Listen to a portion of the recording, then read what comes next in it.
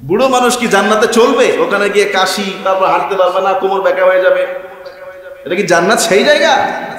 আপনার বয়স 80 হোক, 90 হোক, 120 হোক, 150 হোক, দাঁত পড়ে যাক, চুল পেকে যাক, আরেক হাদিসের মধ্যে আছে প্রত্যেক যুবকের বয়স হবে 30 থেকে 33 বছর। আল্লাহু আকবার। প্রত্যেক রমণী তারাও হয়ে যাবে তরুণী, যুবতী, 18 থেকে 20 বছর। তখন সেই বৃদ্ধা মহিলার কান্না থেমেছে। প্রথম কথা বুঝতে পারে নাই, আসলে বুড়ি হয়ে না, বুড়িটারে জওয়ান বানায়া দিবেন কে? আল্লাহ চাইলে পারে কি পারে না? বলেন, পারেন? পারে। রাসূল সাল্লাল্লাহু আলাইহি সাল্লাম বলেন, এই প্রত্যেক বুড়া বুড়িকে 30-33 বছর যুবক যুবতী বানায়া জান্নাতে দেওয়া হবে। শরীরের সাইজ হবে কেমন? আমাদের সবার পিতা ছিলেন যেমন, আমাদের সবার পিতা, আদি পিতা, কি নাম? কি নাম? কত হাত? আরে বলে না, কত হাত? আমাদের আদি পিতা ছিলেন যেমন, তার প্রত্যেক সন্তান জান্নাতে হবে তেমন। আল্লাহু আকবার। আমাদের বাবা আদম আলাইহিস সালাতু ওয়াস সালাম ছিলেন 60 হাত লম্বা। একজন জান্নাতি, সেও হবে 60 হাত লম্বা। আল্লাহু আকবার। মুত্তাকি, পরহেজগার, ভালো বান্দা বান্দীদের পুরস্কার আল্লাহ সুবহানাহু ওয়া তাআলা ব্যবস্থা করে রেখেছেন, যার আরবি নাম হলো জান্নাত, ফার্সি নাম বেহেশত, বালাখানা। যে জান্নাত সম্পর্কে, যে বেহেশত সম্পর্কে, ফালা তা'লামু নাফসুম মা উখফিয়া লাহুম মিন কুররাতি আ'ইন, কোন চক্ষু ধারণাই করতে পারবে না যে কত সুন্দর নিয়ামত তার চোখের আড়ালে রব্বুল আলামিন গোপন করে রেখেছেন। বলেন সুবহানাল্লাহ। সেই জান্নাত সম্পর্কে আমরা শুনছিলাম, মনে আছে? সেই জান্নাত নিয়ে আমাদের আলোচনা চলছে। যারা মুত্তাকি, যারা পরহেজগার, এদের জন্য আল্লাহ তাআলা এটা রেডি করে রেখেছে। আমি শুরুটা এভাবে গত সপ্তাহে করেছিলাম যে আপনি দুনিয়াতে কেন আত্মীয়স্বজনের হক আদায় করতে যাবেন? কেন আপনি মুসলমানের হক আদায় করবেন নিজের খেয়ে? বিনা স্বার্থে কেন অপরকে উপকার করবেন? কেন আপনি পিতামাতার হক আদায় করবেন, সন্তানের হক আদায় করবেন? কেন আপনার সামনে 2 নম্বরের সুযোগ থাকার সত্ত্বেও, 1000 কোটি টাকার মালিক হওয়ার সত্ত্বেও আপনি 1 নম্বর পন্থায় গরিব থাকবেন? খুশি একজনের, তিনি কে? আল্লাহ। আর সেই খুশির পুরস্কারের নাম বলে না, পুরস্কারের নাম কি? জান্নাত। সেই জান্নাতে যেতে মন চায়? বলেন না, মন চায়? আল্লাহু আকবার কাবীরা। কোন চক্ষু ধারণাই করতে পারবে না, কোন হৃদয় অনুমান করতে পারবে না, কোন কান জান্নাতের সেই শব্দ সম্পর্কে কল্পনাও করতে পারবে না। কত সুন্দর জান্নাত রব্বুল আলামিন তার প্রিয় বান্দা বান্দীদের জন্য রেডি করে রেখেছে। সুবহানাল্লাহ। আল্লাহ সুবহানাহু ওয়া তাআলা জান্নাতীকে জান্নাতে দিবেন, জাহান্নামীকে জাহান্নামে দিবেন। কিয়ামতের প্রথম যখন জান্নাতীরা জান্নাতে ঢুকে যাবে, জাহান্নামীরা যখন জাহান্নামে ঢুকে যাবে, এরপরেই রব্বুল আলামিন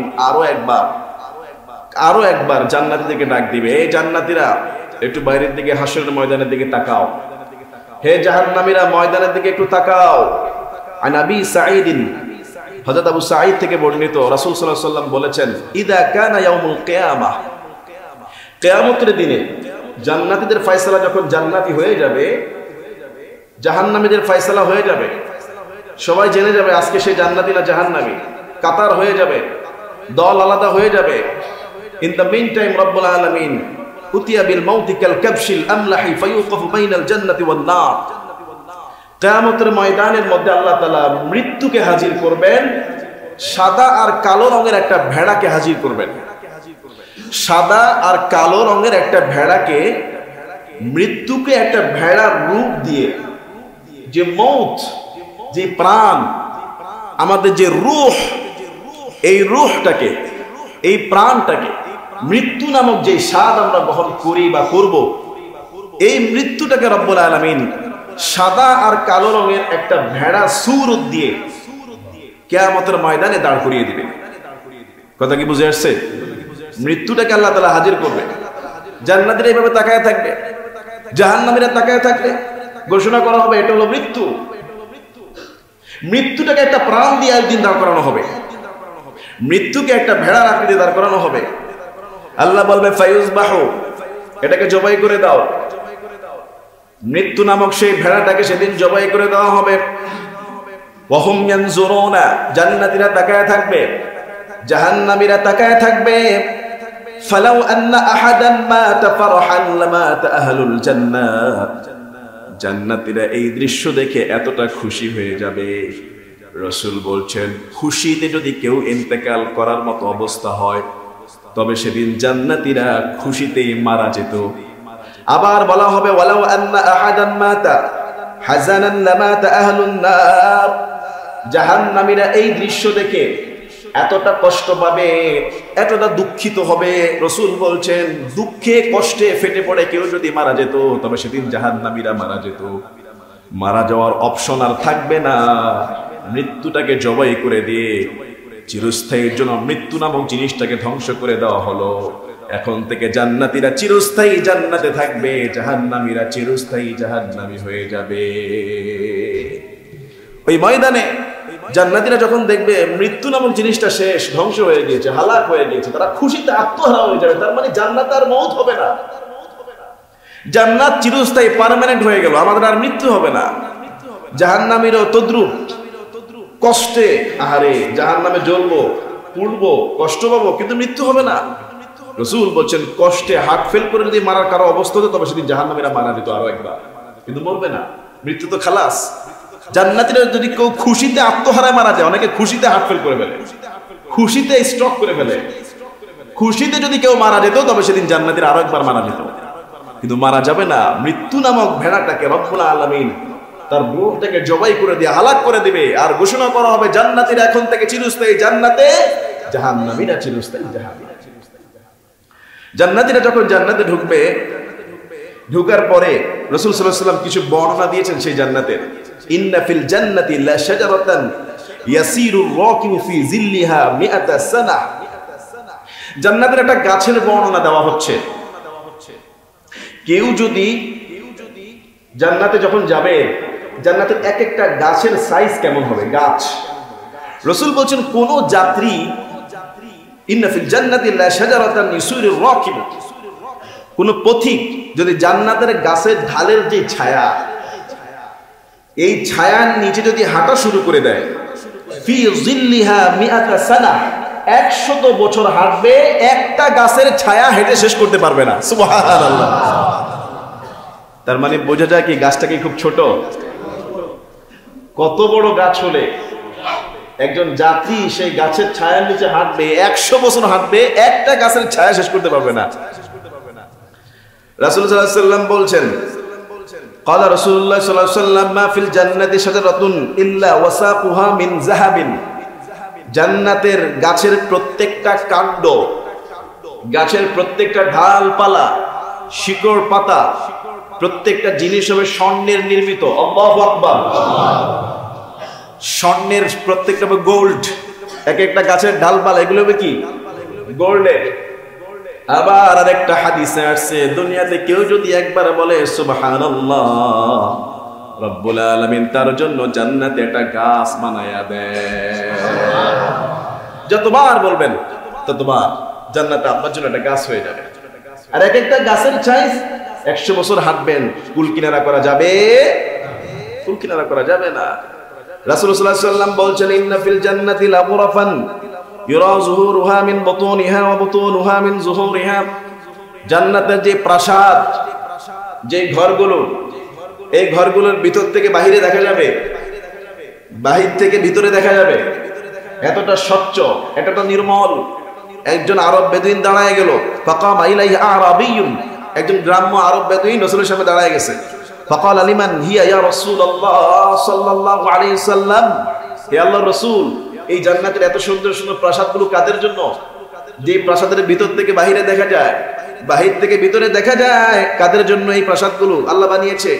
রাসূল বলছেন, ক্বালা হিয়া লিমান আতাবাল কালাম, তাদের জন্য এই প্রাসাদগুলো যারা সুন্দর সুন্দর কথা বলে, যারা নমনীয় বিনম্র মিষ্টভাষী, তাদের জন্য। ওয়া তুআমাত তুআম, যারা মানুষকে খাবার খাওয়াতে পছন্দ করে।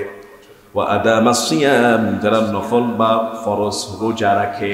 ওয়া সাল্লা লিল্লাহি বিল লাইলি ওয়ান নাসু নিয়াম, যারা রাতের অন্ধকারে মানুষ যখন ঘুমায় তাহাজ্জুদের নামাজে দাঁড়িয়ে গুনগুন করে কোরআন তেলাওয়াত করে। সুবহান। এই প্রাসাদগুলো তাদের জন্য যারা সুন্দর সুন্দর কথা বলে, ভালো ব্যবহার করে, জবান দ্বারা কাউকে কষ্ট দেয় না। ওয়া আত'আমাত তুআম, মানুষকে খাবার খাওয়ায়। ওয়া আদামাস সিয়াম, রোজা রাখতে পছন্দ করে। ওয়া সাল্লা লিল্লাহি বিল্লাহি ওয়া সাল্লা লিল্লাহি বিল্লাইলি ওয়ান নাসু নিয়াম, রাতের অন্ধকারে পৃথিবীর সব মানুষ যখন ঘুমায় তাহাজ্জুদের সালাতে একজনের সামনে দাঁড়ায় চোখের পানি ছেড়ে দেয়, তিনি কে? এই জান্নাতের ঘরগুলো তাদের জন্য। রাসূলুল্লাহ সাল্লাল্লাহু আলাইহি ওয়াসাল্লাম তিনি বলছেন, আন্না রাসূলুল্লাহ সাল্লাল্লাহু আলাইহি ওয়াসাল্লাম قال ফিল জান্নাতি মিআতু দারাজাতিন মা বাইনা কুল্লি দারাজাতাইনি কামা বাইনাস সামাই ওয়াল আরদি। জান্নাতের রয়েছে 100টি স্তর। জান্নাতের 100 স্তর রয়েছে, এক একটা পজিশনে রয়েছে, 100 ক্যাটাগরি রয়েছে। যেমন আপনি একটা 5 স্টার মানের হোটেল, 3 স্টার মানের হোটেল, 4 স্টার মানের, 7 স্টারও আছে, এখন আছে না? বলেন, বুঝেন না মনে হয় যে আপনি কোথাও গেলেন, আপনি কক্সবাজারে গেলেন, দুবাইতে গেলেন, আপনি কোন হোটেলে উঠতে চান? আমাদের কাছে 500 টাকার রুম আছে, 1000 টাকারও আছে, 2000 টাকার আছে, 5000 টাকার আছে, 20000 টাকার আছে, 20 লক্ষ টাকার দামেরও আছে। এক রাত থাকতে দুবাইতে লাগে। এরকম জান্নাতের ক্যাটাগরি আছে। এরকম ক্যাটাগরি হলো 100টা। সুবহানাল্লাহ, কয়টা? 100 ক্যাটাগরি। এক একটা ক্যাটাগরি থেকে আরেকটা ক্যাটাগরির দূরত্ব কেমন? মিআতু দারাজা। এই 100 ক্যাটাগরির দূরত্ব হবে মা বাইনা কুল্লি দারাজাতিনি কামা বাইনাস সামাই ওয়াল আরদ। আসমান আর জমিন থেকে যতটুকু দূরত্ব, এই জমিন থেকে আসমানের দূরত্ব যতটুকু, এক একটা ক্যাটাগরি থেকে আরেকটা ক্যাটাগরির দূরত্ব ততটুকু। সুবহানাল্লাহ। আর আসমান আর জমিনের দূরত্বের মধ্যে আমি পেয়েছি 500 বছরের রাস্তা। 500 বছর একটা মানুষ যদি চলে, পৃথিবীর সবচেয়ে সুপার গতির যে যন্ত্র আছে বর্তমানে, সুপার গতির একটা বিমান আছে বা রকেট আছে, যেটাই বলেন, ওইটা কত মিনিটে জানি পুরো পৃথিবী একবার রাউন্ড দিয়ে ফেলতে পারে? বলতে পারবেন আপনারা? কয়েক মিনিটের ভিতরে সুপার পাওয়ার গতির এই ছোট্ট ফাইটারটা, এই রকেটটা, এই জেটটা কয়েক মিনিটের ভিতরে পৃথিবী এটা রাউন্ড দিয়ে ফেলতে পারে। ওইটা যদি 500 বছর চলে, এখনকার মাথার বুদ্ধিতে এটা বাইরে হয়েছে, সামনে তো আরো কত টেকনোলজি হবে। ওইটা যদি টানা 500 বছর চলে, যত দূর যাবে, 500 বছরের রাস্তা হলো জমিন থেকে আসমান পর্যন্ত। বলেন সুবহানাল্লাহ। আর এক একটা জান্নাতের ক্যাটাগরি দূরত্ব ঠিক এত দূর।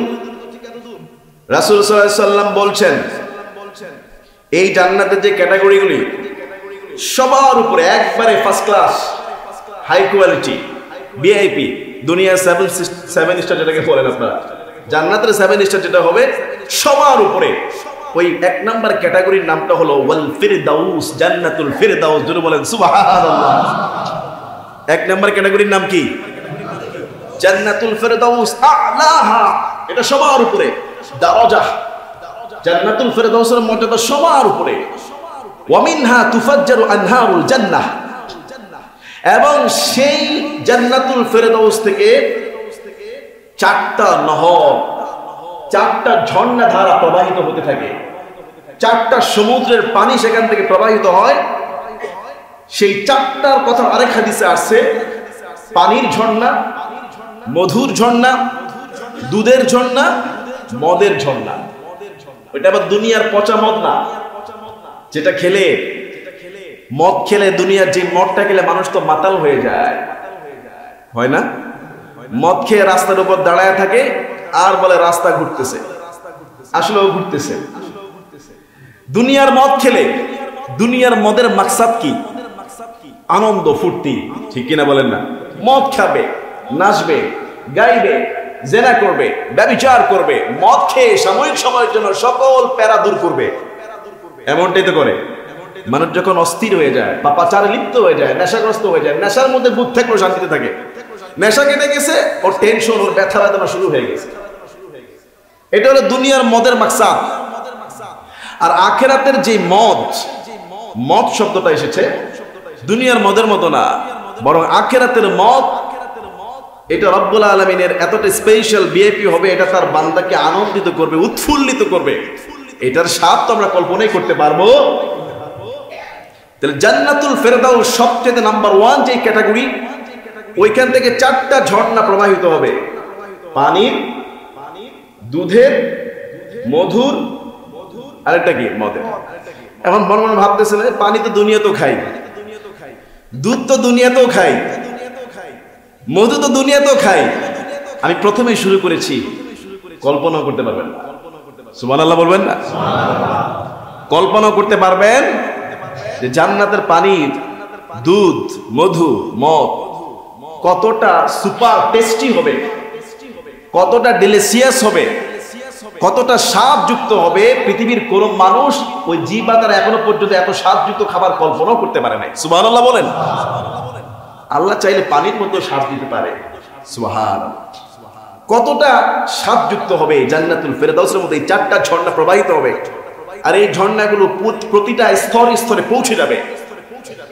রাসূল সাল্লাল্লাহু আলাইহি ওয়াসাল্লাম বলেছেন ওয়ামিন ফাওকিহা ইয়াকুনুল আরশ, জান্নাতুল ফেরদাউসের উপরে কি 100 স্তর, নাম্বার 1 ক্যাটাগরি থেকে 100 ক্যাটাগরি, 100 নম্বর ক্যাটাগরির উপরে রয়েছে রব্বুল আলামিনের আরশ। আল্লাহু আকবার। শুধু এই আরশ নিয়ে কথা বলতে লাগবে 2 ঘন্টা। কোরআনের বিভিন্ন আয়াত যদি আমি সামনে নিয়ে আসি, হাদিস যদি নিয়ে আসি, আরশ নিয়ে কথা বলবো। এই আরশ নিয়ে যখন আমি স্টাডি করেছি আমার মাথা খালি ঘুরতেছিল, কোথায় আছি আমরা? জান্নাতুল ফেরদাউসের উপরে রয়েছে আরশ।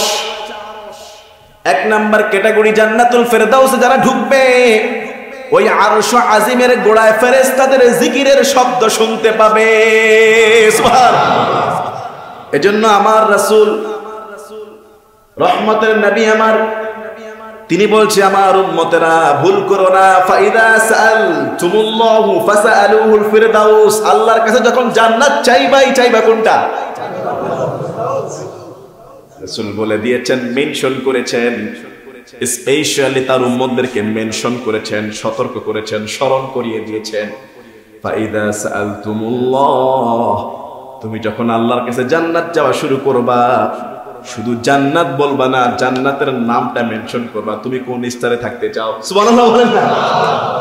নাকি পয়সা লাগবে? দুনিয়াতে তো 7 স্টার 5 স্টার বাছাই করতে পয়সা লাগে, পকেটের পয়সা আছে কিনা সেই খেয়াল লাগে। কিন্তু জান্নাত যখন চাইবেন, রাসূল স্পেশালি বলে দিয়েছেন ফাসালুহুল ফিরদাউস, আমার উম্মত জান্নাতুল ফিরদাউস চাইবা। আল্লাহু আকবার। কোনটা কোনটা? জান্নাতুল ফিরদাউস চাইবা। আর আমি গত জুমায় বলেছি, কেউ যদি আল্লাহর কাছে 3 বার জান্নাত চেয়ে ফেলে, সেই ডাক যদি কবুল হয়ে যায়, জান্নাত ডেকে বলে আল্লাহ তোমার এই বান্দাকে জান্নাত দিয়ে দাও। কেউ যদি 3 বার বলে জাহান্নাম থেকে, 3 বার পানাহ চায়, জাহান্নাম নিজে বলে আল্লাহ তারে মুক্তি দিয়ে দাও। সুবহানাল্লাহ। তবে সেটা চাইতে হবে দুনিয়াতে। কবরে আর হাউমাউ করলে কাজ হবে না। কিয়ামতের ময়দানে চিৎকার চেঁচামেচি করলে কোনো কাজ হবে? চিৎকার চেঁচামেচি হাউমাউ কাউ যত খুশি মন চায় দুনিয়াতে করেন, কাজ হয়ে যাবে। আল্লাহু আকবার। দুনিয়াতে কাজ করেন, দুনিয়াতে সময় আছে এখনো, কাজ করেন। দুনিয়াতে আল্লাহকে ম্যানেজ করে ফেলেন। বাচ্চাদের মতো, বাচ্চারা মায়ের কাছে কি চায়? চকলেটটা কিনে দেওয়াই লাগবে, এই খেলনাটা লাগবে, কান্নাকাটি টেনে নিয়ে যায় দোকানের দিকে, তাই না? মা এটা দেওয়াই লাগবে, এটা চাই, এটা চাই।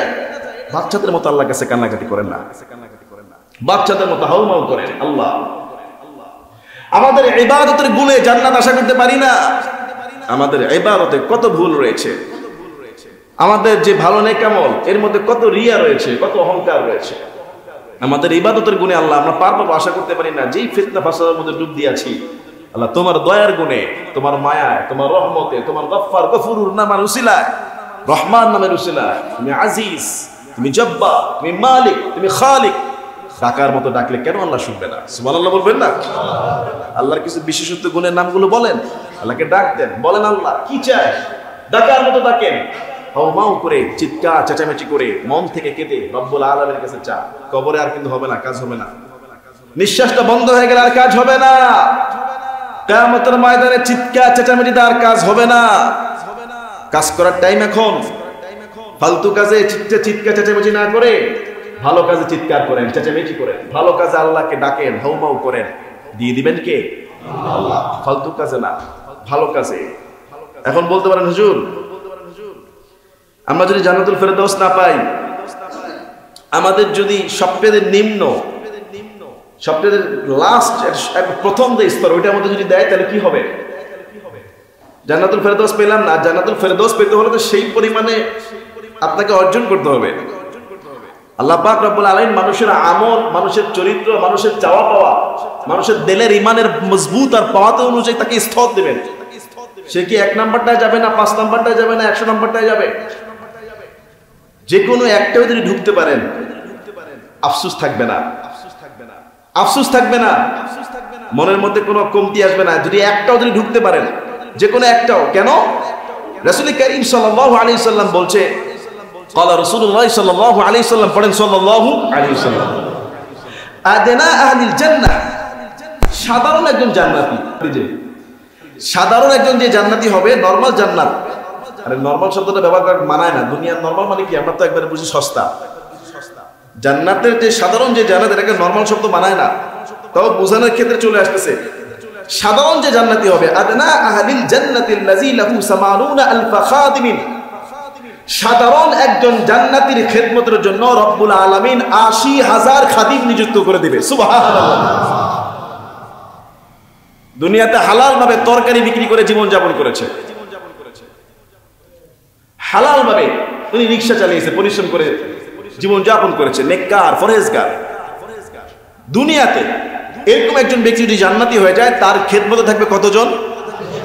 ৮০,০০০ খাদিম থাকবে। ৮০,০০০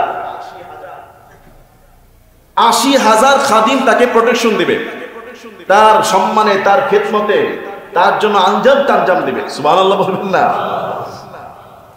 ওয়াসনাতানি ওয়া সাবউনা, এবং তার জন্য থাকবে ৭২ জন হুর, জাওজা, ৭২ জন স্ত্রী থাকবে। আরেক হাদিসে আসছে 2 জন থাকবে, এবং তাদের সৌন্দর্যের বর্ণনা রব্বুল আলামিন কোরআনুল কারীমের মধ্যে দিয়েছেন, হাদিসের মধ্যে দিয়েছেন। অনেক মায়েরা, বোনেরা এখন মনে মনে একটু কষ্ট পেতে পারে যে আমাদের স্বামীরা ৭২ জন কিংবা 2 জন স্ত্রীর মালিকানা হবে, আমরা কোথায় যাব? যদি কোনো স্ত্রী তার স্বামীর সঙ্গে জান্নাতে যায়, আল্লাহ পাক রব্বুল আলামিন তাকেও তার স্বামী হুরদেরকে দেখলে যেমন আনন্দিত হবে, তার থেকে আরো সুন্দর রানীর হালতে তার স্ত্রীর অবস্থা আল্লাহ করে দিবে। সুবহানাল্লাহ। বাকিরা তো খাদেমা, খাদেম। রাসূল সাল্লাল্লাহু আলাইহি ওয়াসাল্লাম বলছে, ইন্না আউওয়ালা জুমরাতিন ইয়াদখুলুনাল জান্নাতা ইয়াওমাল কিয়ামাহ দুউ উজুহিহিম আলা মিসলি দুইল কমারি লাইলাতাল বদর। জান্নাতের প্রথম যেই দলটা ঢুকবে, এই দলটার চেহারা হবে পূর্ণিমার রাতের চাঁদের মতো উজ্জ্বল। ওয়া যুমরাতুস সানিয়াতু আলা মিসলি আহসানি কাওকাবিন দুররিয়িন ফিস সামাই। দ্বিতীয় যে দলটা জান্নাতে ঢুকবে, এদের চেহারা হবে রাতের, পূর্ণিমার রাতের অন্ধকারে যে ঝিলমিল করে তারকারা যেগুলো মিটমিট করে, তাদের চেহারাটা এরকম উজ্জ্বল হবে, তারকারাজির মতো সুন্দর হবে। এরপরে রাসূল বলেছেন, লিকুল্লি রাজুলিন মিনহুম যাওজাতান, প্রত্যেকের জন্য থাকবে 2 জন করে স্ত্রী। আলা কুল্লি যাওজাতিন ৭০ হুল্লাহ, আর প্রত্যেক স্ত্রীর থাকবে ৭০ জোড়া জামা। ইউরা মুখুন সাকিহা মিন ওয়ারাইহা, এই স্ত্রীরা জামা পরার পরেও কাপড়ের উপর দিয়ে পায়ের হাড্ডির মগজ পর্যন্ত দেখা যাবে, এতটা উজ্জ্বল।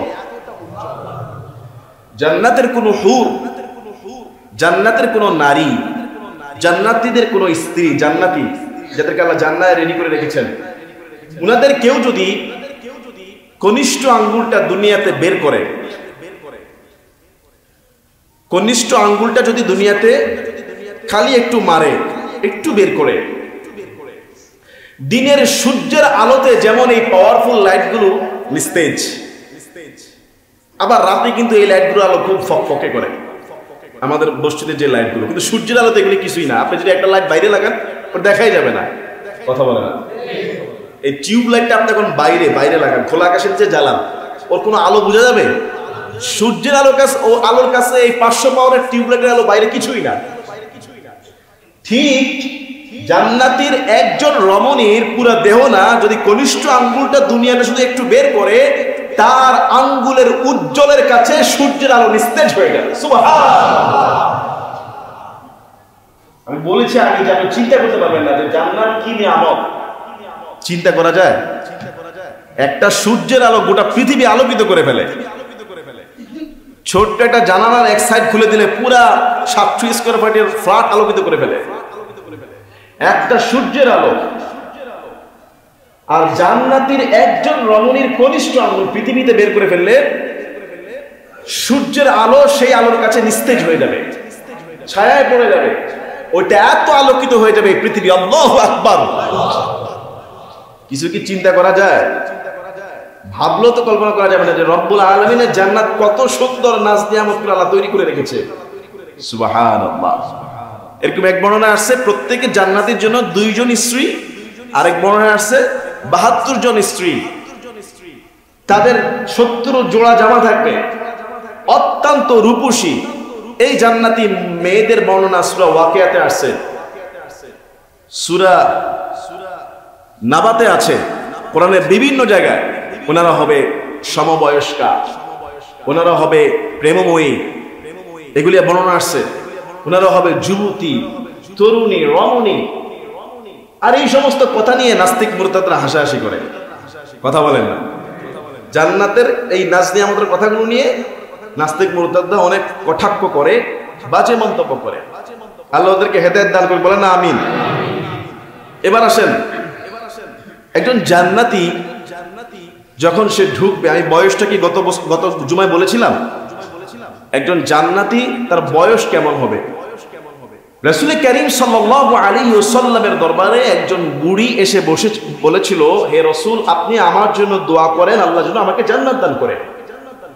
একজন বুড়ি, বৃদ্ধা। রাসূল বললেন, কোন বৃদ্ধাকে আল্লাহ তাআলা জান্নাত দিবে? রাসূল বলেছে, সেই বৃদ্ধা, আল্লাহ রাসূল বলেছে, আমি জান্নাতে যাব না, আমি বুড়ো জান্নাতে যাব না। কাঁদতে কাঁদতে চলে যাচ্ছে, চোখের পানি ছেড়ে চলে যাচ্ছে। রাসূল তো একটু সত্যি মাজাহ করলেন, সত্যিকারের কৌতুক জায়েজ, বুঝেন নাই মনে হয়? যেই কৌতুক সত্য, বাস্তব কৌতুক বলা জায়েজ। রাসূল বললেন, আরে ওই বৃদ্ধাকে ডাক দাও, ওকে বলে দাও ও আমার কথা বুঝে নাই। রব্বুল আলামিন কোন বুড়োকে জান্নাতে নেবে না, এটা ঠিকই আছে। তার মানে সে জান্নাতে যাবে না বিষয়টা এমন না। প্রত্যেক বুড়ো আর বুড়িকে রব্বুল আলামিন যুবক যুবতী বানায়া তারপর জান্নাতে ঢুকাবে।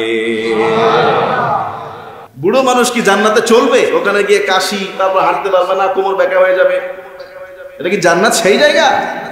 আপনার বয়স 80 হোক, 90 হোক, 120 হোক, 150 হোক, দাঁত পড়ে যাক, চুল পেকে যাক,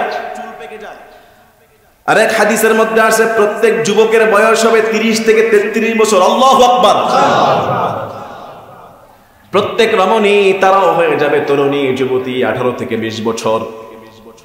তখন সেই বৃদ্ধা মহিলার কান্না থেমেছে। প্রথম কথা বুঝতে পারে নাই, আসলে বুড়ি হয়ে না, বুড়িটারে জওয়ান বানায়া দিবেন কে?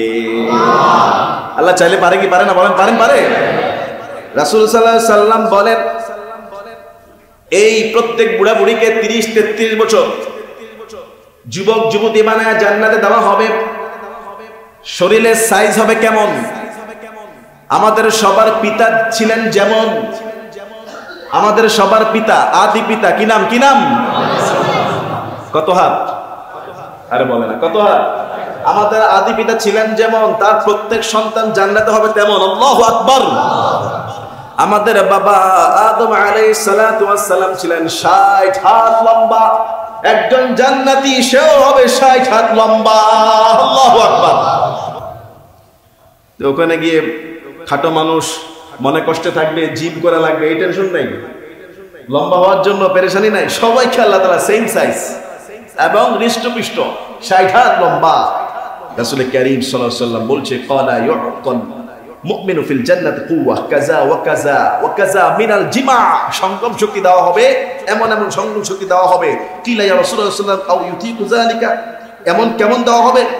প্রশ্ন করা হলো আল্লাহ রাসূল সাল্লাল্লাহু আলাইহি ওয়াসাল্লাম তারা এমন করতে সক্ষম হবে? রাসূল করিম সাল্লাল্লাহু আলাইহি ওয়াসাল্লাম বলেন, প্রত্যেকটা জান্নাতি যুবককে দুনিয়ার 100 যুবকের গায়ে জানা শক্তি একজন জান্নাতীর গায়ে আল্লাহ তাআলা সেই শক্তি প্রদান করে দেবেন। সুবহানাল্লাহ। দুনিয়াতে 100 সুস্থ সবল শক্তিশালী পুরুষ, দুর্বল পুরুষ না, অসুস্থ পুরুষ না, দুনিয়ার শক্তিশালী এ গ্রেড নাম্বার 1 শক্তিশালী 100 পুরুষের গায়ে জানা শক্তি থাকবে, জান্নাতের একজন যুবকের গায়ে রব্বুল আলামিন সেই শক্তি দান করে দেবে। সুবহানাল্লাহ। তাহলে শক্তি নিয়ে কোনো টেনশন নেই, শরীরের সাইজ নিয়ে কোনো টেনশন নেই, বয়স থাকবে একবারে ইয়াং। রাসূল সাল্লাল্লাহু আলাইহি ওয়াসাল্লাম কি বলছে, চলেন সামনে যাই। আল্লাহ রাসূল সাল্লাল্লাহু আলাইহি ওয়াসাল্লাম বলছে, সেখানে যাওয়ার পরে এই যে কাশি আসবে, থুতু ফেলবে, কফ ফেলবে না, সেখানে তারা থুতু ফেলবে না, নাকের শিকনি বের হবে না, প্রস্রাব পায়খানাও করবে না। তাহলে হুজুর এত খাবে, এত নিয়ামত, এত নাচ নিয়ামত, এত ফল ফলাদি কোথায় যাবে? মানুষ তো খাবে যা মন চাইবে, খালি মনে মনে ধারণা করবে আমি যদি এটা খেতে পারতাম, ওই পাখি জবাই হয়ে রোস্ট হয়ে মুহূর্তের মধ্যে সামনে চলে আসবে।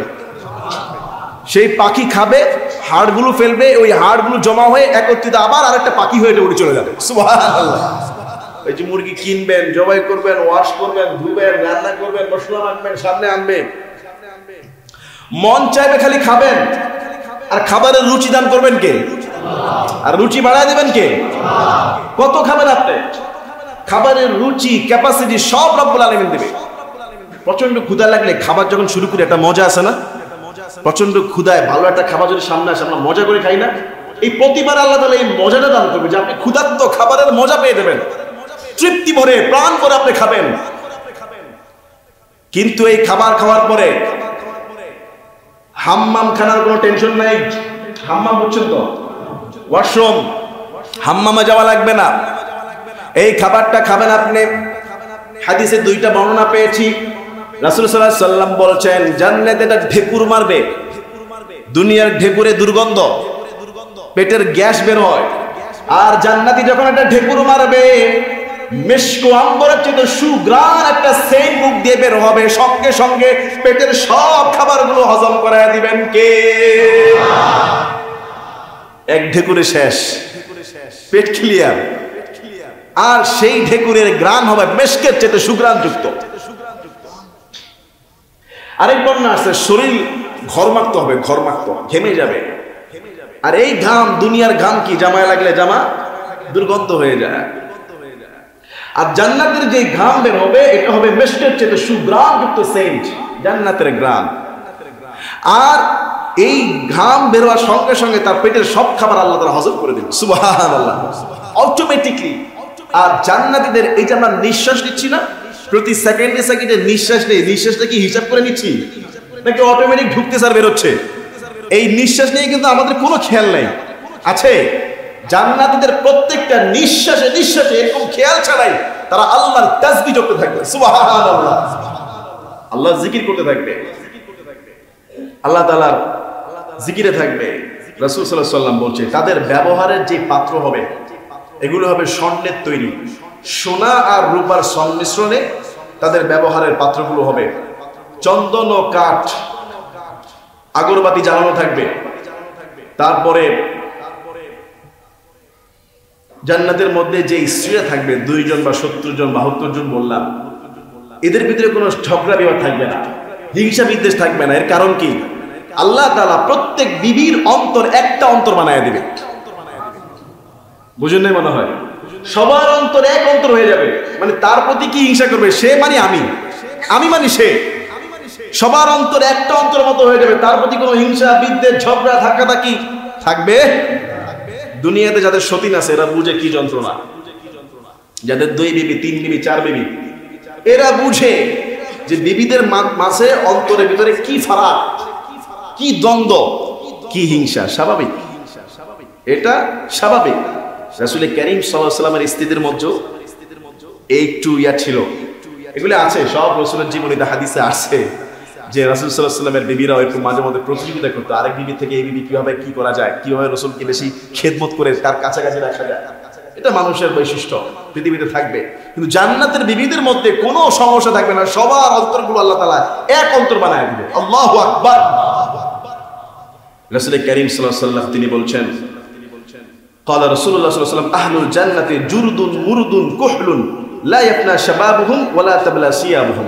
আল্লাহ রাসূল সাল্লাল্লাহু আলাইহি ওয়াসাল্লাম বলছে, যারা জান্নাতে ঢুকবে, একটু আগে বলেছিলাম বয়স কেমন হবে, সাইজ কেমন হবে, শক্তি কেমন হবে। এবার রাসূল বলছেন যে জান্নাতীদের গায়ের মধ্যে কোনো লোম থাকবে না। এই যে লোম, এই লোম থাকবে না। জান্নাতীদের গালের মধ্যে দাড়ি আর গোঁফ থাকবে না, দাড়িও থাকবে না, গোঁফ থাকবে না। চোখের মধ্যে লাগানো থাকবে সুরমা। তাদের যৌবন কখনোই শেষ হবে না। জান্নাতের যেই জামা, সেই জামাগুলো কখনোই পুরাতন হবে না। সুবহানাল্লাহ। দুনিয়াতে যারা আল্লাহ রাসূল এবং আল্লাহর খুশির জন্য দাড়ি রাখবে, যারা জান্নাতে ঢুকবে তারা, আর সেখানে দাড়ি রাখার কোনো টেনশন থাকবে।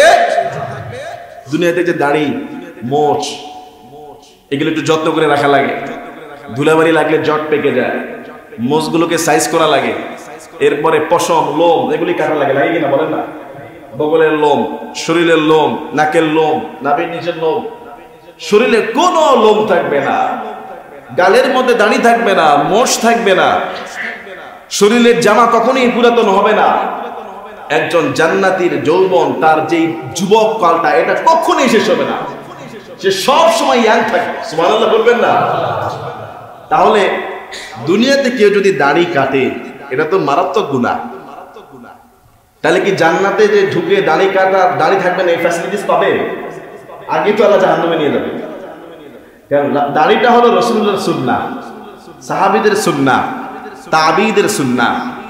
এটা বড় ইম্পর্টেন্ট। আপনার আমার যদি মৃত্যু হয়ে যায় আজকে এই মুহূর্তে, দাড়ি ছাড়া যদি আমাকে দাফন করা হয়, কি জবাব দিব? প্রকাশিত সাক্ষী আমার অবস্থা কি? ফেরেশতারা যে আমাকে প্রশ্ন করবে, মান রাব্বুকা ওয়া মা দীনুকা ওয়া মান হাযার রাজুলু, কি জবাব দিব? আমি তো দাড়ি ছাড়াই কবরে ঢুকে গেলাম। এরকম অনেক মানুষ হয় না যে মারা গিয়েছে, জানাজার আগে মানুষ দেখতেছে, গালের মধ্যে দাড়ি নাই।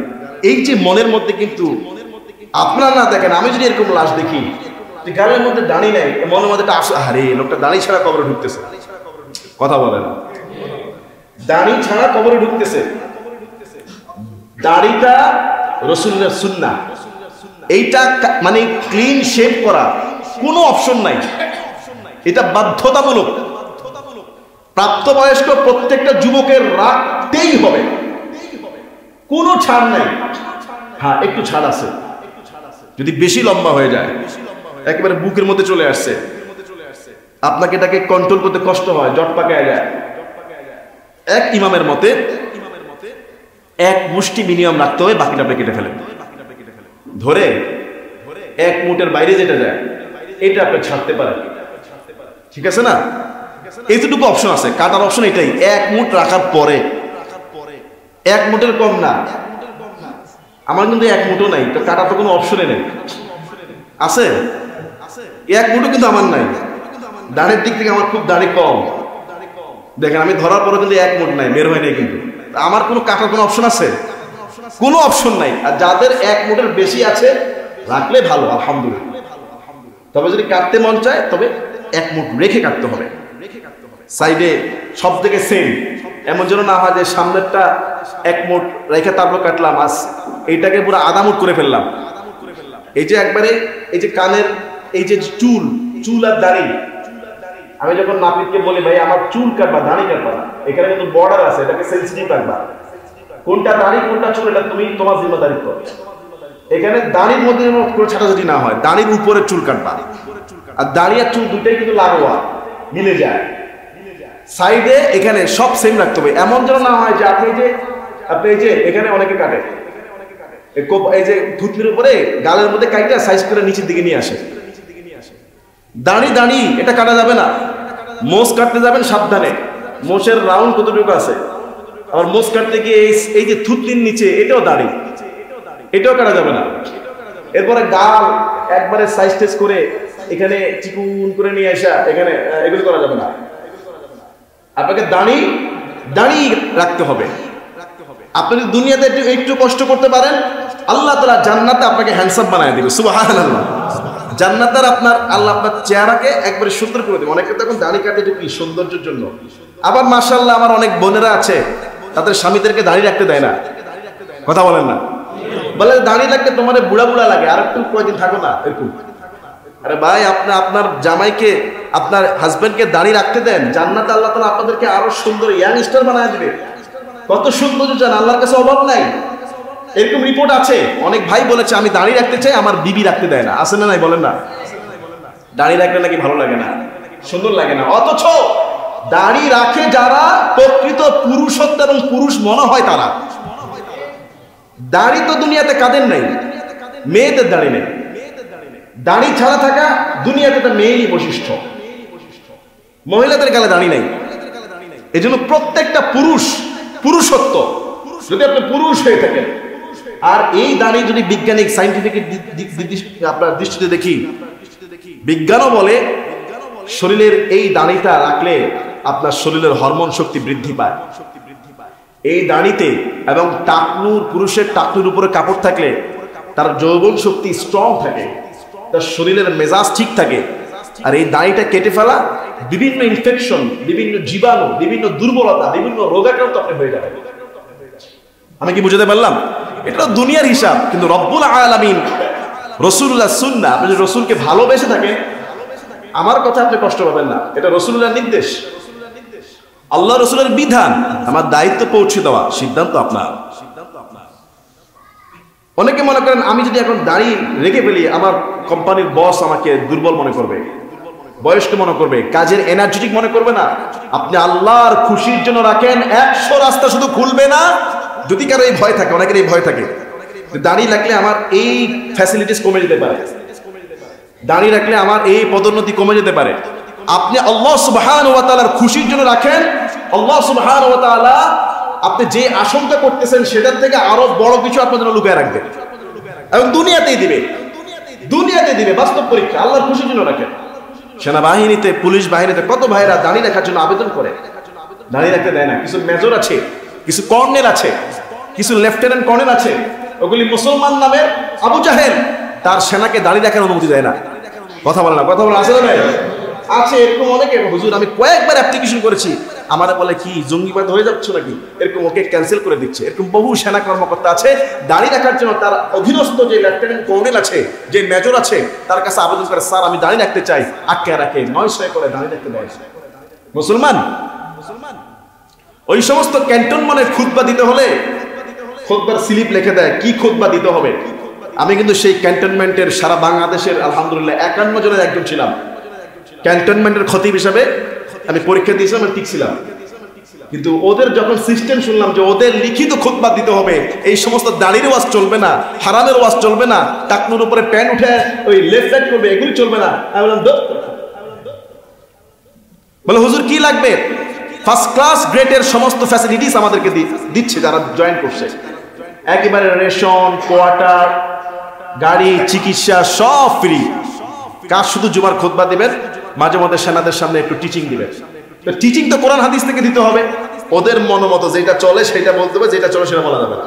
তাহলে আমি এলেম শিখছি কি আল্লাহর কথা গোপন করার জন্য? কথা বলেন না, আল্লাহর কথা গোপন করার জন্য। যখন যেটা যেখানে প্রয়োজন আমার চোখের সামনে ভুল হবে সেটা বলতেই হবে। 51 জনের একজন ছিলাম আমি রিজেক্ট করে দিয়েছি। আমাকে ডেকেছে, আপনি অ্যাপয়েন্টমেন্ট নিয়ে যান। মেডিকেল থেকে সব ফিটিং ছিল, 3 বার গোয়েন্দা তথ্য থেকে আমার মাদ্রাসা সব জায়গায় সব কমপ্লিট, আজ থেকে 4-5 বছর আগে।